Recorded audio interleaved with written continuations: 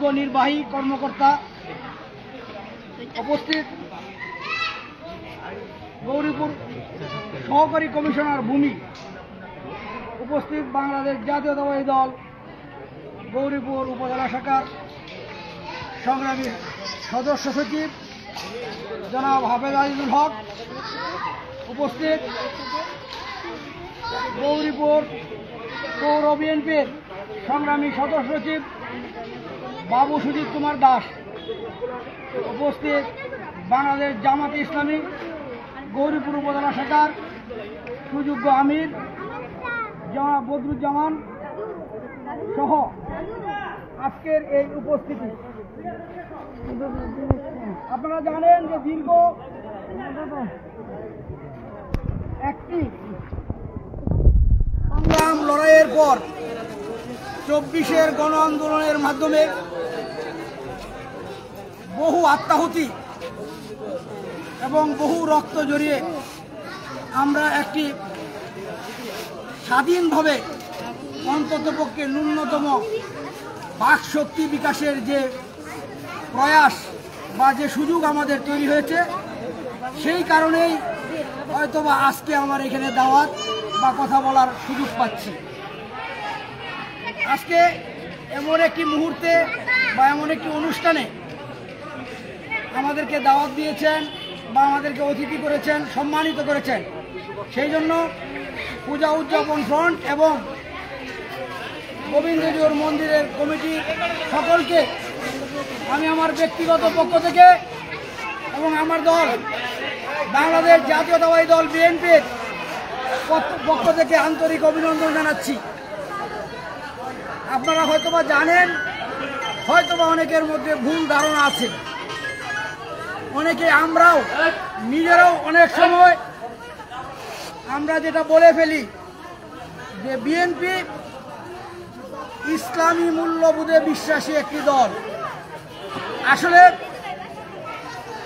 আমাদের শহীদ প্রেসিডেন্ট জিয়াউর রহমান এই দলকে প্রতিষ্ঠা করেছিলেন ইসলামে মূল্যবোধে বিশ্বাসী এমন কোনো ব্রতী বা এমন কোনো বিষয় নিয়ে নয়। ওনার যে বিষয়টি ছিল সেটি হলো ধর্মীয় মূল্যবোধে বিশ্বাসী। আমরা কথায় বার্তায় কিংবা দোষারোপের সময় বিএনপিকে ওই দিকে আমরা ঠেলে দিই। এটা হয়তো অনেকেরই জানা, আমার দলের নেতা কর্মীদেরও অনেকেরই অজানা। এই বাচ্চারা,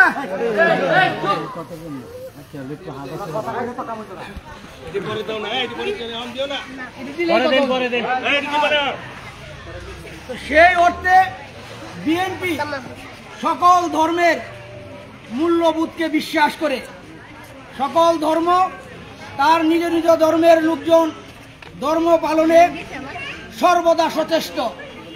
বিএনপি সেই চেষ্টা, সবসময় সেই সুযোগ যখনই রাষ্ট্রীয় পরিচালনার দায়িত্ব পেয়েছে তখনই সেই সুযোগগুলো বিএনপি অন্যান্য ধর্মের জন্য করে দিয়েছে, সকল ধর্মের জন্য করে দিয়েছে। আমি মনে করি বিগত যে সরকারগুলো ছিল ক্ষমতায়, আপনারাও একবার ভেবে দেখবেন, এই হিন্দু সম্প্রদায়কে ফ্যাসিস্ট আওয়ামী সরকার নিজেদের বলে নিজেদের ভোটকে কিংবা নিজেদের অবস্থানকে শক্তিশালী করতে সর্বদা ব্যবহার করেছে। আপনারাও ব্যবহৃত হয়েছেন। আমাদের নেতা শহীদ প্রেসিডেন্ট জিয়াউর রহমান, যিনি বিএনপিকে প্রতিষ্ঠা করেছেন, উনি একটি মতবাদ তৈরি করেছিলেন, সেটি হলো বাংলাদেশি জাতীয়তাবাদ। সেই বাংলাদেশি জাতীয়তাবাদের মধ্যেই সমস্ত কিছু আসে। আমাদের এখানে সকল ধর্ম আসে, সকল বর্ণ আসে, সকল ভাষাভাষী আসে। আমরা যারা বাংলায় কথা বলি তারা বাঙালি। শুধু বাঙালিদের এই দেশ এটা নয়, এটাতে ভিন্ন ধর্মের, ভিন্ন ভাষার, চাকমাদের, গারোদের, হাজংদের নিজস্ব ভাষা আছে। সংস্কৃতি আছে, তাদের কি পরিচয় হবে, সেটি ছিল বিএনপির মূল মন্ত্র। সেই মূল মন্ত্র একটাই, আমরা বিশ্বাস করি আমাদের এই ভৌগোলিক সীমানার মধ্যে আমরা একটি দেশ, আমরা একটি রাষ্ট্র, সেটা হলো, সেই রাষ্ট্রের জাতীয়তা হলো বাংলাদেশী জাতীয়তাবাদ।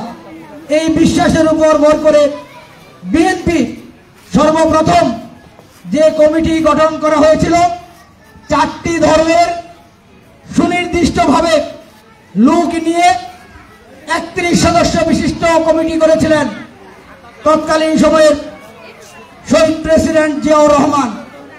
সেই থেকে বিএনপির যাত্রা। সেই জন্যই বক্তব্যটি বললাম যে বিএনপি সকল ধর্মের মূল্যবোধে বিশ্বাস করে, সকল ধর্ম তার গতিতে চলবে, তার নিয়ম অনুযায়ী কার্যক্রম পরিচালনা করবে। আসলে আজকে এই ভগবান শ্রীকৃষ্ণের জন্মাষ্টমী উপলক্ষে আসলে আমার তো তেমন কিছু জানা নেই।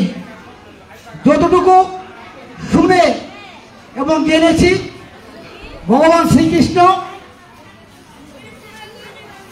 প্রভু বিষ্ণুর, আপনাদের সনাতন ধর্মের যে ব্যাখ্যা আছে বা যতটুকু আমি জানি, হয়তো ভুল হতে পারে, 8ম অবতার বলা হয়। এবং উনি কিছু বাণী রেখে গেছেন। সেই বাণীর মধ্যে আমি যেটুকু জানি, প্রধান বাণীটি হলো জীবনে চলতে হলে জীবনের লক্ষ্য স্থির করতে হবে এবং সেই লক্ষ্য স্থির রেখে জীবনের চলার পথে এগিয়ে যেতে হবে। দ্বিতীয় যে বাণীটি উনি দিয়ে গেছেন বা রেখে গেছেন, সেটি হলো ক্রোধ, হিংসা, লোভ। এটি জীবনের মানুষকে মৃত্যু ডেকে আনে।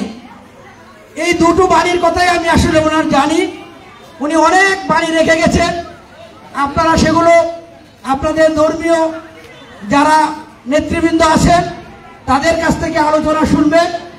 আমার যতটুকু জানা ততটুকু বললাম।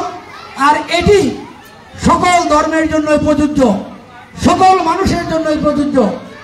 যে আমি যদি জীবনের লক্ষ্য স্থির করতে না পারি, তাহলে কাঙ্ক্ষিত জায়গায় পৌঁছার কোনো ইয়াই থাকে না। যে আমি কোনোভাবেই সেই লক্ষ্য স্থির না করতে পারলে আমি কোনোভাবেই সেই জায়গায় পৌঁছার কোনো কারণ আমার নেই। পাশাপাশি যদি ক্রোধ, লোভ, হিংসা এগুলো মানুষের জীবনে থাকে, তাহলে মানুষের এমনিতেই আত্মার মৃত্যু হয়।